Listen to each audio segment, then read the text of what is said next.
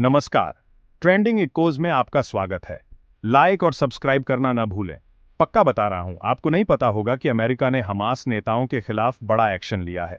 आज हम अमेरिका और हमास नेताओं के खिलाफ उसकी हालिया कानूनी कार्रवाई के बारे में एक महत्वपूर्ण खबर पर चर्चा करेंगे। बने रहें, क्योंकि यह बहुत महत्वपूर्ण है। 7 अक्टूबर को इजराइल में एक भयानक नरसंहार हुआ, जिसमें 1200 से ज्यादा लोग मारे गए, जिनमें अमेरिकी नागरिक भी शामिल थे। अमेरिका ने अब इस क्रूर हमले में शामिल होने के लिए याहिया सिनवार सहित हमास के शीर्ष नेताओं पर आपराधिक आरोप लगाते हुए एक महत्वपूर्ण कदम उठाया है। ये आरोप केवल दिखावटी नहीं है, इनमें आतंकवाद का समर्थन करने की साजिश, हत्या और सामूहिक विनाश के हथियारों का इस्तेमाल जैसे गंभीर अपराध शामिल हैं।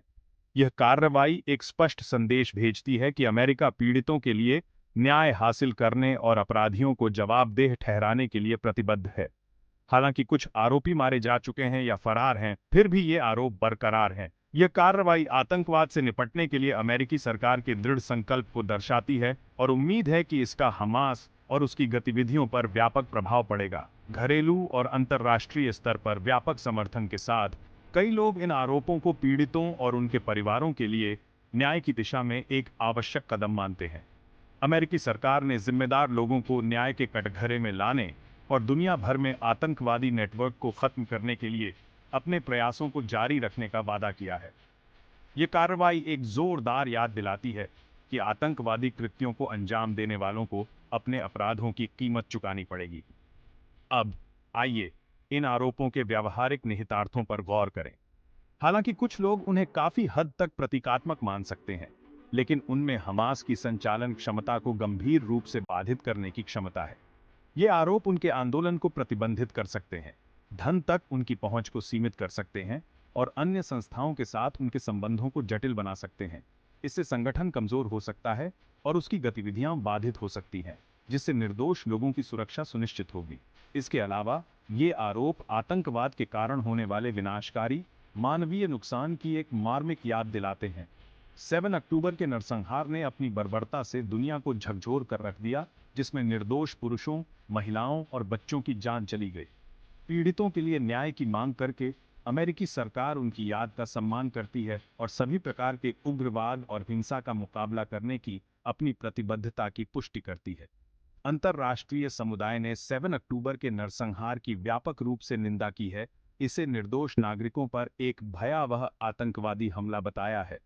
कई देशों ने इजराइल और पीड़ित परिवारों के प्रति संवेदना व्यक्त की है, इस कठिन समय में एकजुटता और समर्थन व्यक्त किया है। अपराधियों को न्याय के कटघरे में लाने के लिए अमेरिकी सरकार अपने सहयोगियों के साथ मिलकर काम कर रही है, सभी उपलब्ध साधनों का सक्रिय रूप से उपयोग कर रही है। इसमें खुफिया जानकारी साझा करना, कानून प्रवर्तन प्रयासों का समन्वय करना और चल रही जांच में सहायता प्रदान करना शामिल है। 7 अक्टूबर के नरसंहार के पीड़ितों के लिए न्याय हासिल करना एक सतत प्रक्रिया है, जिसके लिए ठोस वैश्विक प्रयासों की आवश्यकता है। अमेरिकी सरकार सभी देशों से हमास के कृत्यों की स्पष्ट रूप से निंदा करने और उसकी खतरनाक विचारधारा का मुकाबला करने के लिए ठोस कदम उठाने का आह्वान करती है। इसमें उसके वित्त पोषण के स्रोतों को काटना, उसके भर्ती नेटवर्क को बाधित करना और उसके नेताओं को जवाबदेह ठहराना शामिल है। आतंकवाद का मुकाबला करने और कानून के शासन को बनाए रखने के लिए अंतर्राष्ट्रीय समुदाय को एकजुट होना चाहिए। तो दोस्तों, आज के लिए बस इतना ही। अपने आप को अपडेट रखें और सुरक्षित रहें। देखने के लिए धन्यवाद। दुनिया भर से अधिक अपडेट और प्रेरणादायक सामग्री के लिए लाइक और सब्सक्राइब करना न भूलें। यह सब कई भाषाओं में उपलब्ध है। आपकी भागीदारी ही हमें दुनिया भर से सबसे ताजा और सबसे प्रेरणादायक समाचार लाने में मदद करती है। जुड़े रहें।